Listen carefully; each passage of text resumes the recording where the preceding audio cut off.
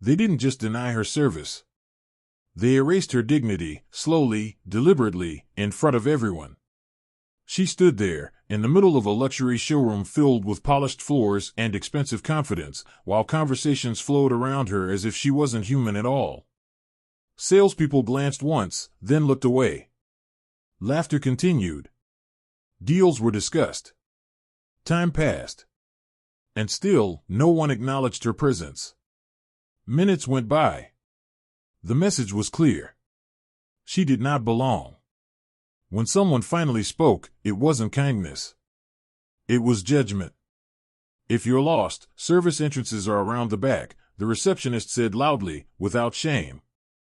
People heard it. Some smirked. Most stayed silent. The woman didn't argue. She didn't raise her voice. She simply replied, calm and measured, "I'm here to see a sedan." That was enough to make them laugh. That was when the manager decided to turn humiliation into a performance. He approached with confidence, authority dripping from every step, already convinced he was untouchable. He looked her up and down like she was something misplaced, something inconvenient. "This dealership serves serious buyers," he said, loud enough for the room to hear. "People who understand where they are." When she asked one simple question, "Belong?" the room grew tense. Instead of backing down, he doubled down. Security was called. No explanation. No warning. A hand grabbed her arm in front of everyone. "I'll walk," she said quietly. The grip tightened. Customers watched as she was marched across the showroom like a disturbance, not a person. The manager followed behind, raising his voice, enjoying every second. This is what happens when people don't know their place. At the door, she stopped. She turned back once, calm, unreadable, and said something that made him laugh. "You're making a decision you can't undo." 30 minutes later, the same doors opened again. And the man who laughed would soon realize that the woman he humiliated controlled his career, his reputation, and his future, and that silence he mistook for weakness was power waiting to speak. The showroom was designed to intimidate without ever raising its voice. Glass walls reflected wealth from every angle. Polished floors gleamed beneath soft lighting meant to flatter the cars and the people who could afford them. Salesmen moved with practiced confidence, their smiles effortless, their laughter casual. This was a place where money spoke first, and loudly. When Leona Carter stepped inside, nothing stopped. Conversations didn't end. They simply curved around her. A salesman glanced up, took her in with a single look, then turned back to his client without missing a word. Another adjusted his tie, pretending to check his tablet. A pair of customers laughed near a display, their voices carrying just enough to make sure she could hear them. Leona stood near the center of the showroom, hands relaxed at her sides, posture calm. She didn't rush. She didn't hover. She waited the way someone waits when they expect to be acknowledged. She wasn't. Seconds turned into minutes. No greeting. No smile. No "can I help you?" Only the quiet understanding that she had already been categorized. She noticed the pattern quickly. People who entered after her were welcomed within moments. Questions were asked. Chairs were offered. Business cards exchanged. The system worked flawlessly, just not for her. Leona's expression never changed. She had learned long ago that moments like this reveal more about a place than any brochure ever could. The way eyes slide away. The way silence becomes deliberate. The way exclusion hides behind professionalism. Finally, she took a slow step toward the reception desk. The woman behind it didn't look up right away. She finished typing. She adjusted her screen. Then, with visible reluctance, she lifted her eyes, not with curiosity, but with judgment already decided. Leona met her gaze without flinching. This was the moment. The moment where a simple interaction could have changed everything. Instead, it would become the first crack in a career that didn't know it was already collapsing. The receptionist's eyes stayed on Leona for a second too long.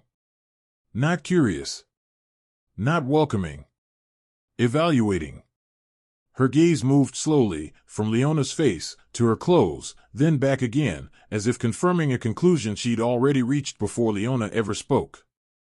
The corners of her mouth lifted, not into a smile, but something colder. "If you're lost," she said at last, her voice flat and unbothered, "service entrances are around the back." She didn't lower her voice. She didn't hesitate. She wanted it heard. A nearby customer paused mid-sentence. Another leaned slightly closer, pretending not to listen while doing exactly that. The room absorbed the moment and held it there, suspended. Leona didn't react the way the receptionist expected.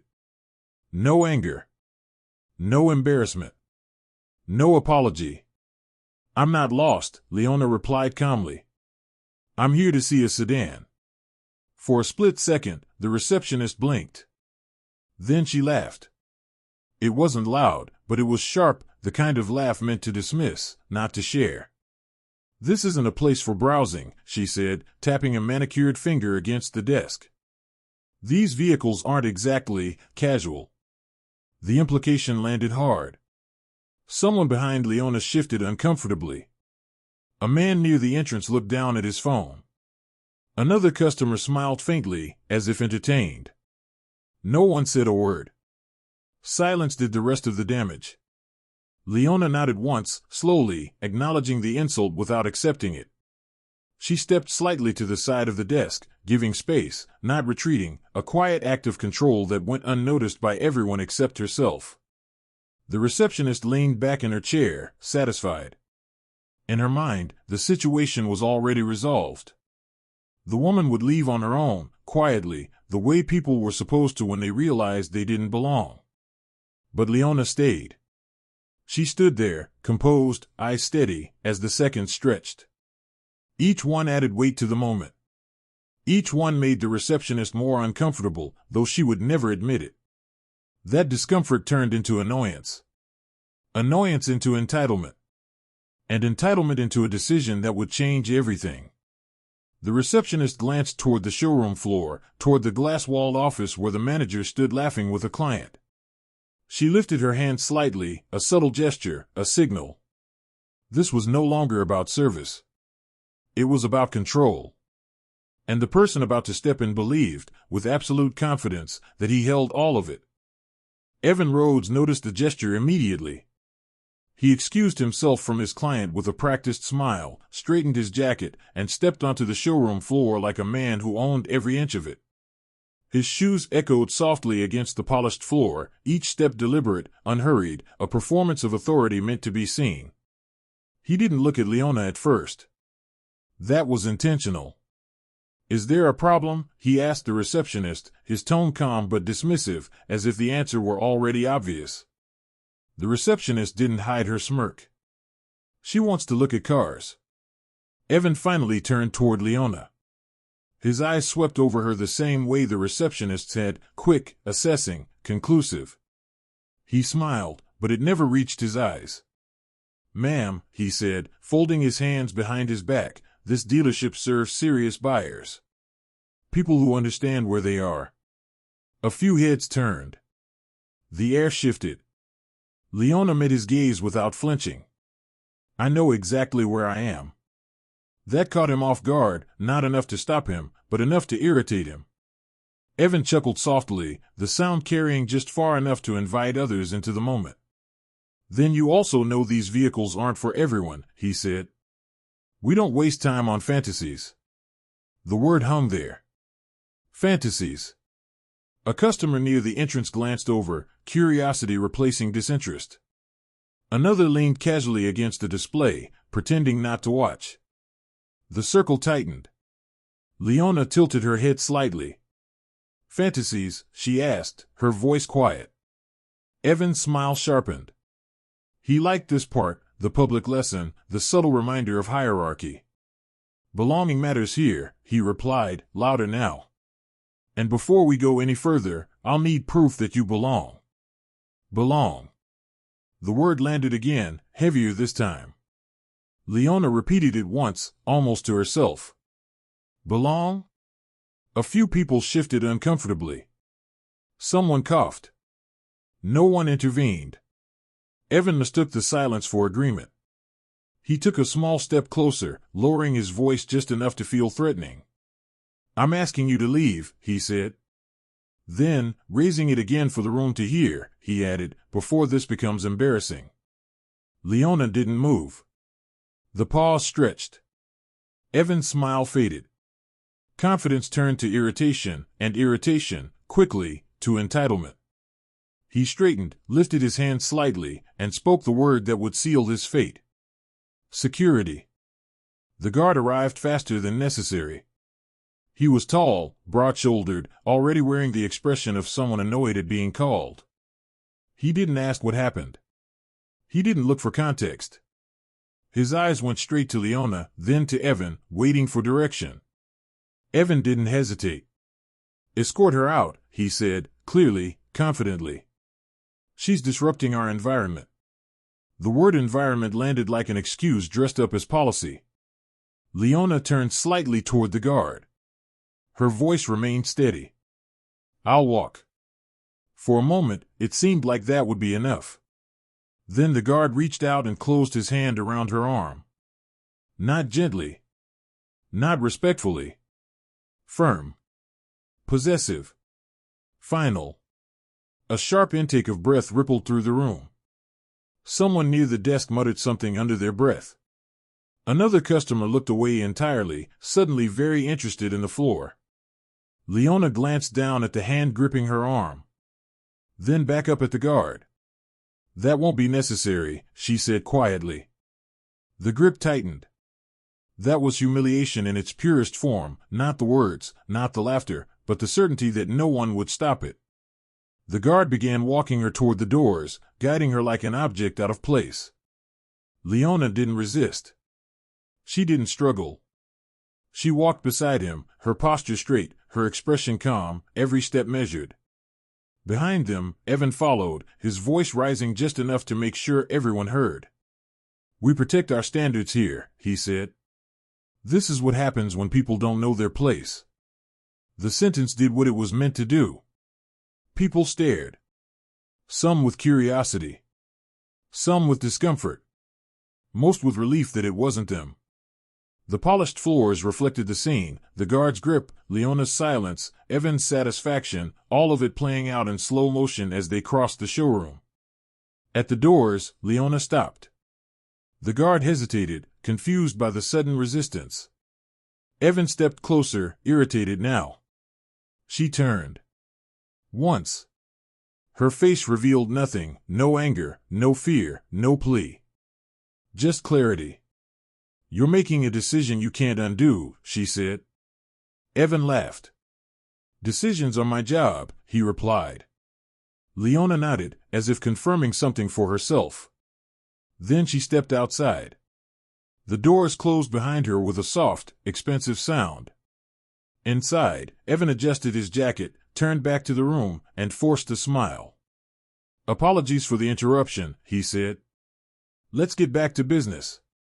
And just like that, they did, unaware that everything they thought was finished had only just begun. The room exhaled. Not in relief, in permission. Evan smoothed his jacket again, the way men do when they believe order has been restored. He scanned the faces around him, searching for approval, for reassurance that what just happened had been necessary. Professional. Justified. He found no resistance. Conversations restarted in fragments. A laugh returned, forced at first, then steadier. A salesman resumed his pitch as if nothing unusual had occurred. A customer nodded, pretending the scene hadn't unsettled him at all. Normalcy settled back into place like a mask. At the reception desk, the woman who had spoken first leaned back in her chair, satisfied. She didn't look at the doors. She didn't question herself. In her mind, the situation had been handled exactly as it should have been. Order restored. But beneath the surface, something lingered. A man near the espresso station stared at his cup a little too long, replaying the grip on the woman's arm in his head. A younger salesperson avoided the manager's eyes, the image of her calm expression refusing to leave him. Someone else shifted uncomfortably, aware that silence had chosen a side, and it wasn't the right one. Evan noticed none of it. He walked back toward his office, confidence intact, already reframing the incident as a minor inconvenience. People like her wandered in all the time, he told himself. Boundaries had to be enforced. Standards protected. That was his job. And he had done it well. Inside his glass office, he poured himself a drink, the ice clinking softly. Through the walls, he could see the showroom returning to its rhythm, deals closing, money moving, life continuing without disruption. Outside, the woman he had dismissed stood alone for a moment on the sidewalk. Inside, Evan raised his glass slightly, a private toast to authority. Neither of them spoke. But only one of them understood what was coming next. Because calm isn't always surrender. Sometimes, it's control, waiting for the exact right moment to act. Outside, the air felt different. Not calmer, but clearer. Leona stood just beyond the glass doors, the reflection of the showroom still visible behind her. Inside, people moved as if nothing had happened. Laughter flickered. A deal closed. The world carried on. She adjusted the strap of her bag and took a slow breath. No shaking hands. No racing heart. No anger spilling over. Only resolve. She reached into her bag and pulled out her phone. One call. It rang once before it was answered. Yes, came the voice on the other end, alert, familiar. I stopped by the dealership, Leona said quietly. There was an incident. The pause on the line was immediate. Are you all right? The voice asked. I'm fine, she replied. But we have a problem. She didn't raise her voice. She didn't explain yet. She didn't need to. The people who knew her understood that when Leona Carter said problem, it meant something structural, something that reached far beyond a single moment. I'll be there in 30, the voice said. That won't be necessary, Leona answered. I'll wait. She ended the call and slipped the phone back into her bag. Cars passed on the street. A couple exited the dealership laughing, unaware of how close they were to the epicenter of what was about to unfold. Leona watched them without expression, her thoughts already aligned, precise. She wasn't replaying the humiliation. She wasn't imagining confrontations. She was calculating impact. Inside the showroom, Evan believed the situation was closed. Outside, Leona knew it was opening. Power didn't need an audience to exist. It only needed timing. She glanced at her watch, then back at the doors. 30 minutes. That was all it would take for arrogance to learn the cost of certainty, and for silence to remind everyone in that room what it had always been. Not weakness. Authority, waiting. Exactly 30 minutes later, the doors to the dealership opened again. But this time, the air changed. It wasn't loud. It wasn't chaotic. But it was instant. Conversations didn't stop, they staggered. Voices dropped. Movement slowed. Something had shifted, and even the people who didn't understand why felt it. Evan looked up from his desk, expecting a new customer or a delivery. What he saw froze him in place. Leona Carter. She walked in exactly as she had before, with calm, composed, silent. But this time, she wasn't alone. Behind her stood a man in a tailored gray suit, eyes sharp, steps controlled. A clipboard in his hand. A phone already vibrating in the other. Marcus Hale. Regional director of the entire auto group. Evan's boss's boss. The man whose signature approved every contract Evan thought he understood. Evan stood slowly, his hands slightly raised as if greeting royalty. Mr. Hale. I wasn't expecting. Marcus didn't even glance at him. He walked straight to Leona and stopped a few feet in front of her. And then, in full view of the entire showroom, he lowered his head slightly. Miss Carter, he said, his voice tight, formal, almost nervous, I didn't realize you were already here. A new silence fell. Different this time. Not cold, alert. Not dismissive, stunned. Evan blinked. He looked at Leona, then Marcus, then back again. Something didn't make sense. Leona spoke first, her tone casual, the same tone she used an hour ago, but now it landed differently. I was here earlier, she said. Marcus swallowed hard. I know. Evan took a step forward, fake smile returning. There's been a misunderstanding, clearly. If I had known who she... Leona finally turned to him. You denied me service, she said flatly. You ordered me removed. You did it publicly. Evan raised his hands. That's not what. You judged, she continued, her voice now carrying further than before, as if she didn't care who heard. And you were confident doing it. Marcus didn't interrupt. He let it happen. That said everything. Evan's mouth opened. Nothing came out. Leona reached into her bag. And what she placed on the nearest desk didn't need an introduction. It was a business card. Simple. Elegant. Final. I am Leona Carter, she said, not loudly, but with the weight of truth. Chief Executive of Carter Automotive Group. The room froze. I own this dealership, she finished. It answers to me. The words didn't echo. They didn't need to. They landed, heavy, final, and everything in the showroom stopped breathing at once. I own this dealership. The receptionist's face drained of color. Her mouth opened slightly, then closed again, as if her body had forgotten how to function. The guard, still standing near the entrance, shifted his weight back, suddenly aware of how visible he was, and how exposed. Evan stared at the business card on the desk as though it might disappear if he didn't blink. It didn't. Marcus stepped half a pace closer to Leona, his voice controlled but urgent. Miss Carter, I want to apologize. What happened today should never have occurred. Leona didn't look at him yet. Her eyes moved slowly across the room instead, the customers, the staff, the salespeople who had watched without speaking. Each face reflected something different now: fear, embarrassment, regret, confusion. Every moment I was here earlier, Leona said evenly, was witnessed. No one spoke. I was ignored. Mocked. Questioned. Removed, she continued. Not quietly. Publicly. Evan swallowed hard. I didn't know who you were, he said, his voice barely audible. Leona finally turned back to him. That, she replied, is the point. The words hit harder than any accusation. Marcus nodded once, jaw tight. How long has this been happening? He asked, not looking at Evan. Too long, Leona answered without hesitation. The truth settled into the room like dust after a collapse. People began to understand that this wasn't just about one woman or one moment. It was about patterns.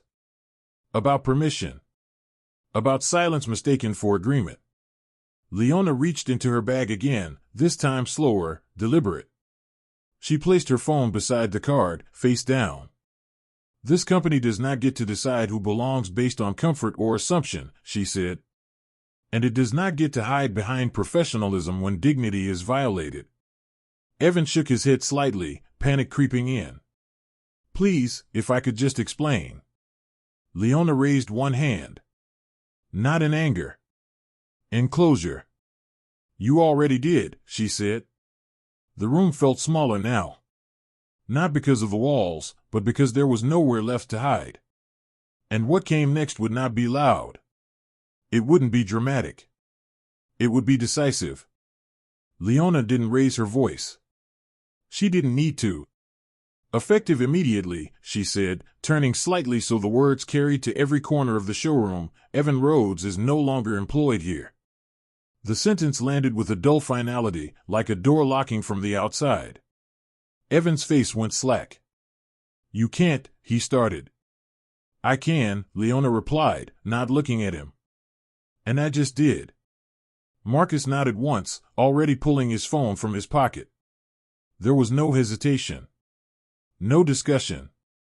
The decision had moved beyond debate the moment it was spoken. Leona turned her attention to the reception desk. The woman behind it sat frozen, hands clenched together, eyes fixed forward as if movement alone might draw attention. It didn't matter. The receptionist who dismissed a customer based on assumption is terminated, Leona said calmly. A sharp inhale cut through the room. The woman's chair scraped softly as she stood, instinctively, then stopped, unsure whether she had permission to exist in that space anymore. Leona's gaze shifted again, this time toward the entrance. And the security guard who laid hands on a customer without cause, she continued, is dismissed effective now. The guard straightened, stunned. I was just following orders, he said quickly. Leona met his eyes for the first time. So was everyone who ever caused harm they didn't want to take responsibility for, she replied. Marcus spoke then, firm and final. I'll handle the paperwork. Evan's knees seemed to weaken. He reached out, gripping the edge of a desk for support. Please, he said, his voice barely holding together. I've worked here for years. One mistake. Leona stepped closer, lowering her voice just enough that only he could hear. This wasn't one mistake, she said. It was confidence in cruelty. She straightened and faced the room again. What happened here today wasn't hidden, she said. It was public. And every person who stayed silent helped it happen. No one argued. No one defended themselves. Because for the first time, the silence had been named. Leona took a step back, her tone steady, unshaken. Let this be clear, she added. Dignity is not optional. And it is not earned by looking a certain way or fitting someone else's comfort. Evan lowered his head. The receptionist wiped her eyes. The guard stepped back, hands at his sides. Behind them, the showroom stood still, not in shock anymore, but in understanding. This wasn't punishment. It was accountability finally catching up. Evan stood there, stripped of everything he thought made him untouchable. The confident posture was gone. The smile that once controlled the room had vanished, replaced by something smaller, fear, disbelief, regret fighting for space on his face. Around him, people avoided eye contact, the same way they had avoided Leona earlier. The reversal was complete. He cleared his throat, voice shaking now. Miss Carter, please, he said quietly. Just let me explain. I didn't mean for it to. Leona didn't interrupt him right away. She let the silence do what it always does, reveal the truth. When she spoke, it wasn't for the room. It was just for him. You already explained, she said. You explained when you decided I didn't belong. You explained when you let someone put their hands on me. And you explained when you enjoyed it. Evan swallowed hard. His shoulders sagged. I didn't know who you were, he whispered. Leona tilted her head slightly. Not in anger. In understanding. And that, she said, is why this matters. She stepped back, restoring distance, not to protect herself, but to make clear that the moment was over. He had nothing left to say that could change what had already been revealed. Around them, the crowd watched in silence. No one clapped. No one cheered. This wasn't entertainment. It was instruction. Leona turned away from Evan and faced the room one final time. Silence protects cruelty, she said clearly. Remember that. The word stayed behind as she walked away. Evan remained where he was, surrounded by the consequences of his certainty, not shouted down, not attacked, just left standing without the authority he once used so easily. Power hadn't screamed. It had simply withdrawn. And taken everything with it. Leona didn't rush. She walked toward the doors at the same measured pace she'd carried throughout the day, heels tapping softly against the polished floor. Each step felt final, not dramatic, not triumphant, just complete.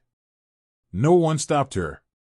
Marcus stood aside, posture straight, eyes lowered slightly in respect.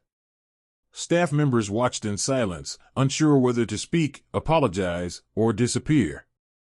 Customers shifted uncomfortably, suddenly aware that they had witnessed something that would stay with them long after they left. The doors opened for Leona this time without hesitation. She stepped through, the glass closing behind her with that same expensive sound, but now it meant something different. Inside, the showroom remained frozen for several seconds longer, as if waiting for permission to move again. It didn't come. Evan sat down slowly in a nearby chair, hands covering his face. The receptionist stood rigid, staring straight ahead, the reality of unemployment settling in. The guard leaned against the wall, jaw clenched, already understanding that there would be no quiet way out. Careers had ended without shouting. Reputations had collapsed without spectacle. All because a moment of arrogance had been met with quiet certainty. Outside, Leona paused on the sidewalk. Not to look back, but to breathe. She adjusted her coat, glanced once at the street ahead, and stepped forward into the afternoon light. The world moved on around her, cars passing, people walking, life continuing, unaware of the lesson that had just been written behind glass and steel. Dignity restored doesn't announce itself. It simply walks away. What happened that day wasn't about cars. It wasn't about money, or titles, or even power. It was about how easily dignity is denied, and how quickly silence becomes permission. Leona Carter didn't win because she owned the building. She won because she never surrendered her self-respect when others tried to take it from her. She didn't argue. She didn't beg. She didn't perform pain to earn empathy. She simply let people reveal who they were. And when the truth surfaced, it didn't need anger to enforce it. The manager believed authority meant control. The staff believed professionalism meant neutrality. The crowd believed silence meant safety. All of them were wrong. Real power doesn't shout. It doesn't humiliate. It doesn't need to prove who belongs. It waits. And when it speaks, it does so with consequences. If this story stayed with you, ask yourself why. Was it the moment she was ignored? The grip on her arm? Or the realization that cruelty often survives because no one interrupts it? If you've ever been dismissed, judged, or made to feel invisible, remember this. Silence is not weakness. Dignity always returns with interest. If this story moved you, like the video and share it with someone who needs to hear it. Comment where you're watching from and which moment hit you the hardest. Subscribe and turn on notifications for more stories where dignity wins, arrogance falls, and power is reclaimed quietly, decisively, and forever.